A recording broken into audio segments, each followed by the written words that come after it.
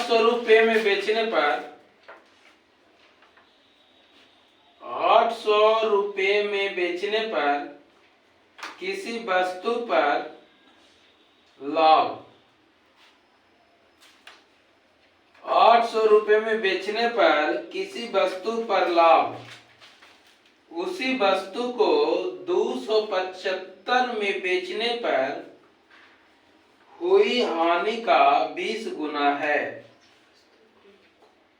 800 रुपये में बेचने पर किसी वस्तु पर लाभ उसी वस्तु को 275 रुपये में बेचने पर हुई हानि का 20 गुना है।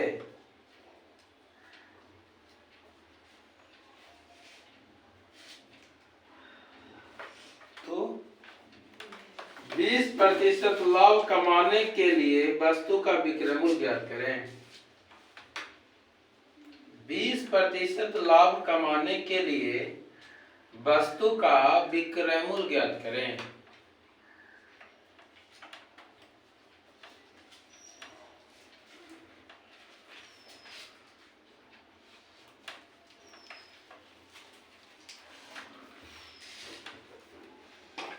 इस क्वेश्चन को समझिए।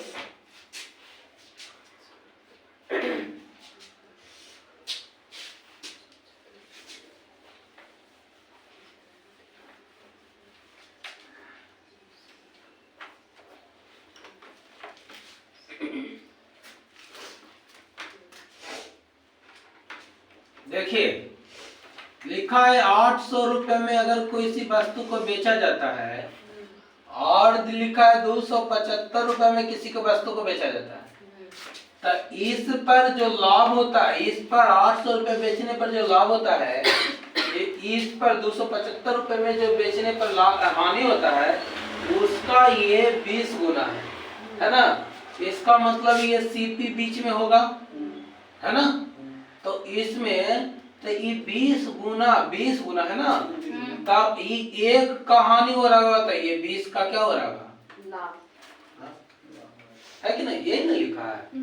तो बताइए इन दोनों के बीच का डिफरेंस कितने का?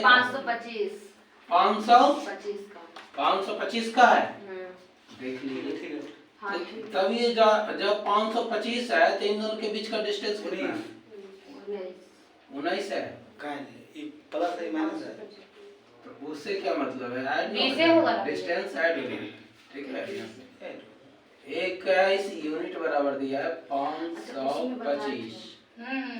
इसको अगर कट किया जाए तो 25 बार में कैंसिल हो जाएगा, हो जाएगा कि नहीं। तो 1 यूनिट बराबर आपको कितना हो गया, 25 रुपया, है ना। तो हम लोग देखिए सीपी कितना आ गया, 1 यूनिट तो इस पे बेच रहा था इस 275 रुपए पे, तो 1 यूनिट का हानि हो रहा था।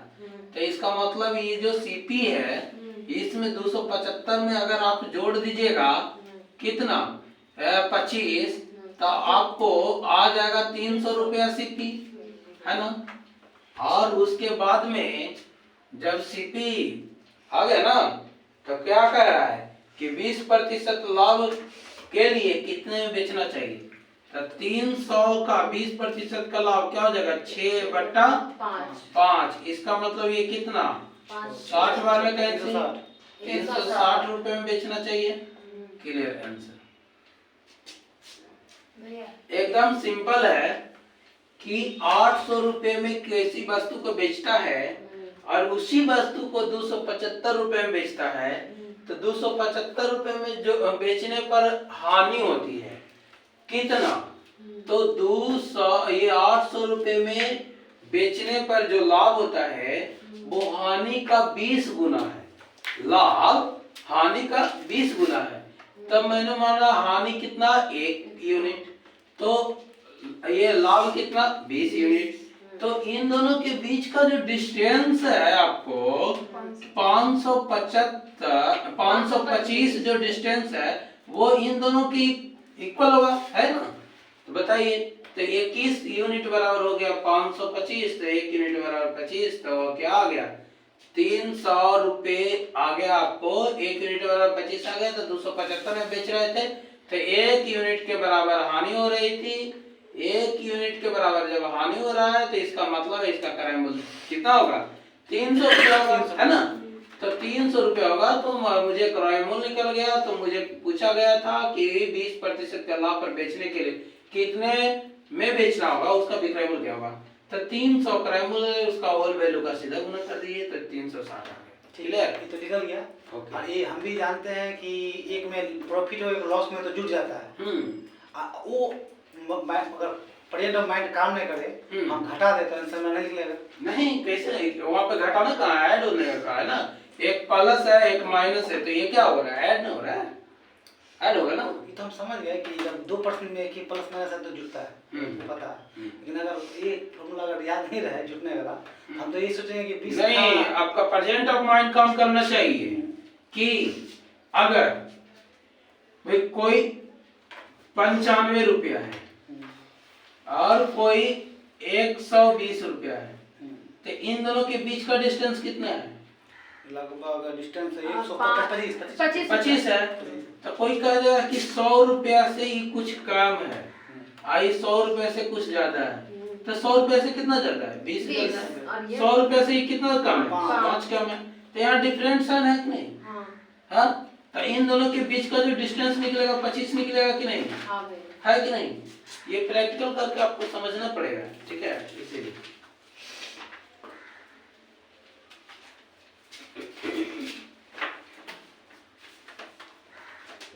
ये कुछ है नहीं।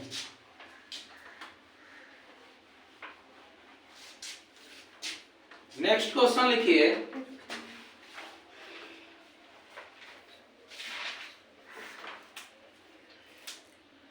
एकदम सेम क्वेश्चन दे रहे हैं, ठीक है।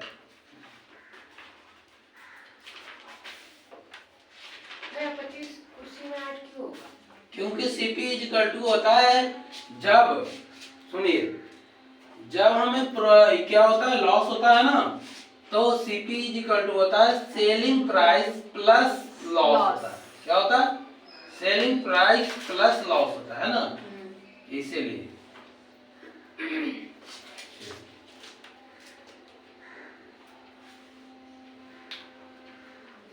नेक्स्ट क्वेश्चन लिखिए।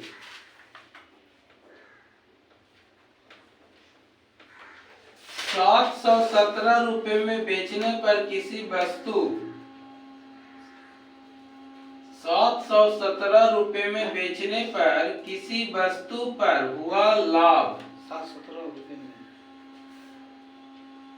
717 में बेचने पर किसी वस्तु पर हुआ लाभ, उसी वस्तु को 527 रुपये में बेचने पर हुई हानि में, हुई हानि 527 में बेचने पर हुई हानि से 11/9%, 11/9% ज्यादा है।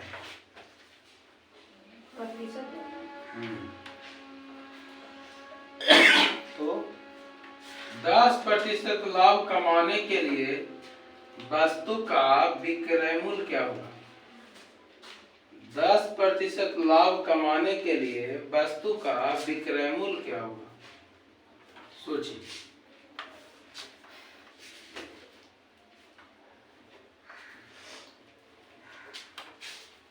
एकदम सेम क्वेश्चन है।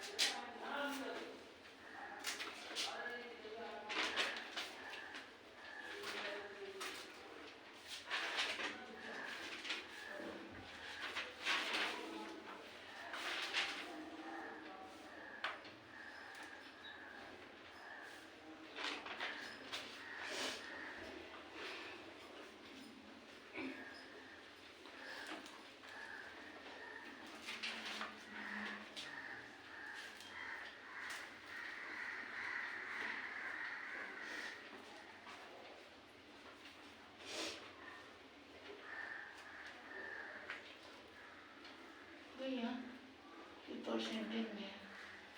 क्या बात है, तोड़ो तोड़ के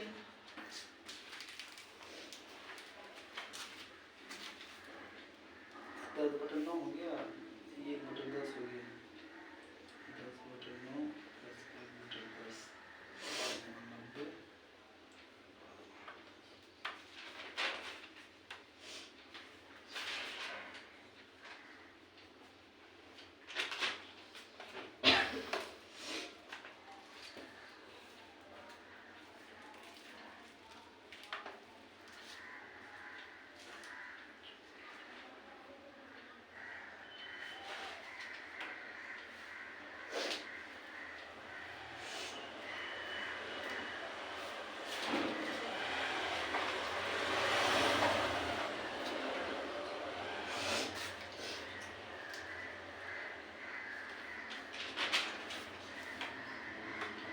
कर नहीं रहा है इसका।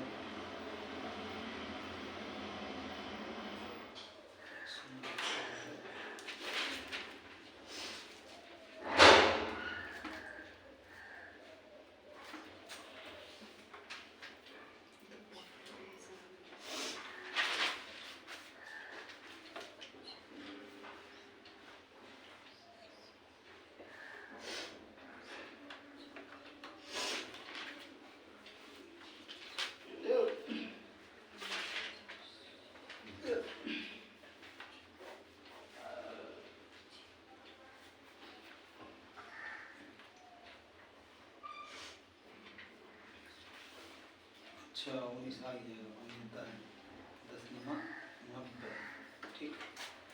तो 90 इधर हो गया, 190 और 9 9 18 280 गुना कितना 10% ना, 110/100 2 2 28 × 11 कितना होता है? 11 88 का 8 नहीं आता भैया। 11 दूनी 22 8 22 8 देखिए 308। मैं भी देखिए तो कितना होगा ही। देखिए यहाँ पे क्या है ना कि 717 में बेचा जाता है, तो एक और कंडीशन दिया है कि 527 रुपए में बेचा जाता है। तो क्या होता है ना, इसमें कहा गया है लॉस हो गया कि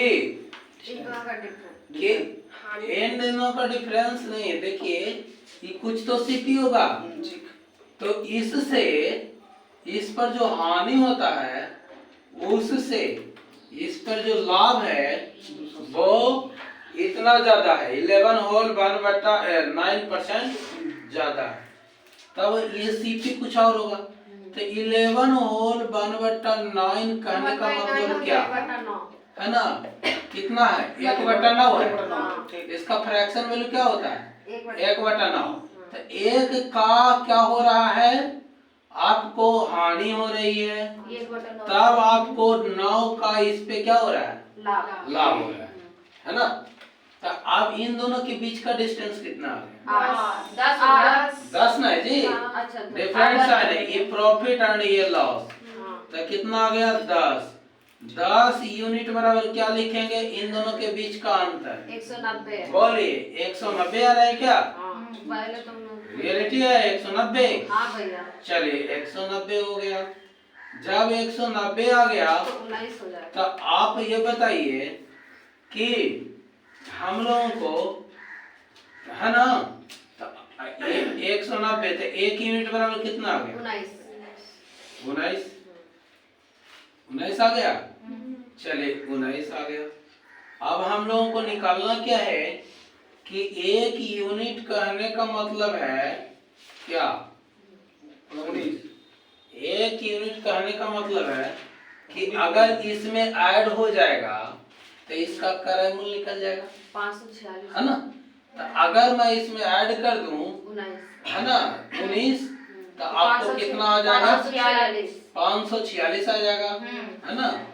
500 क्या आ गया 46 सीपी आ गया।